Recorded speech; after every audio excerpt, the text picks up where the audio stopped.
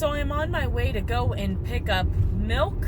It is Tuesday. It is milk day. I'm going to pick up milk, and then I'm going to go pick up the kids from school. At least the bigs from school. The littles are at home with Dad. Do any of you ever feel as though you are not doing that great of a job? I had one of those mornings this morning where I get grades back and my eldest insists he never has any homework. We get back his progress report and he has a bunch of homework that he's missed and his grades are suffering because of it. And I talk to him constantly about this and I just feel like a nag. I hate nagging. I always hate nagging. I remember my mom doing it and getting on my case, and it did not help. It did not make me want to do better. And so I really try to communicate as opposed to nag. Just ask questions and be curious and see if there's any assistance and if I can help. And nope, it doesn't matter what I do. It really doesn't matter what I do. It still ends up being a thing. So I flipped out and I was like, fine, I'm not going to care anymore. I'm not going to care about what you do. I'm not going to care about where you go. I'm not going to care about your grades. Because if I care, I have heartache. And it doesn't seem like any of them have heartache. Any of you go through this? Any of you go through this? I don't know. Well, let me go jump inside of this place and go get milk right quick. Oh, I am recording. Haha, I pushed the button. I didn't know. So back to my, I don't know, thing. So I had to tell the teenager that I didn't care anymore. I had to tell him that I didn't care. And I super care. That's the thing, is that I have to pretend I don't. Otherwise, I have more heartache, it seems, that he does. Although I know that he's down, but you think that would be motivation for him to do better, and it's not. It's just more of an excuse to be negative towards himself. And I can't break him of that. I can't break him of that habit.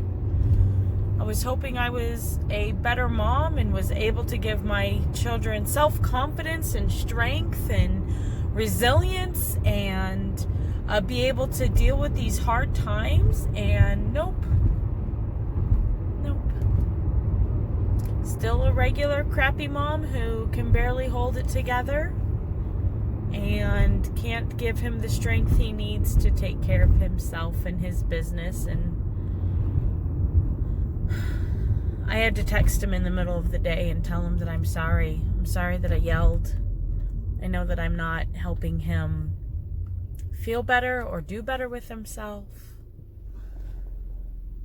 I don't know. Just one of those days. Hey, everybody. Back again, doing some car driving, going around running some errands. I am free from kids, which is something that doesn't happen very often for me. I'm out trying to get some stuff. It just snowed a bunch here in Colorado, as I've said several times. It's time to go sledding, but our two littlest ones do not have any sledding gear, so we're going to go and pick up some sledding gear with them. Last I was talking, my 15-year-old was having some emotional problems, which is to be expected from 15-year-olds. I'm trying to get him to understand how amazing he is and how much he helps people feel better, how much he lights up a room. And he doesn't believe it right now, so... but we just had parent-teacher conferences, and every single one of them talked about just how amazing he is, how much they love him, and having him in class, and love his sense of humor, and that he's very, he gets the adult humor more than what you sometimes want him to, which means that he responds to your adult humor appropriately. He responds to it appropriately, but he's 15 and he's responding it to you like he's 30 years old and he understands the stuff more than what you realize. So yeah, I just want him to realize that these very things that he sees and talks about, that they are part of what make him amazing. So he keeps his confidence about himself. So we are 2 weeks into February. I've been trying to keep myself on task with having a week of sickness from everybody. 4 kids being sick, including yourself and your husband, is sometimes difficult to handle. And missing all the nice weather and having 2 weeks worth of snow pretty much means that there's lots of stuff behind. And I would really like to get some of the seeds started here in March so they can be ready to be planted by May, because we kind of have a short growing season in Colorado. I'm kind of in a mix between zone 5A and B, but we can have an extended growing season into October. The weather, they're referred to as Indian summers. It'll be 70, 80 degrees in October. It'll get cool at night, but we'll have super nice days. And it won't be until like the end of October before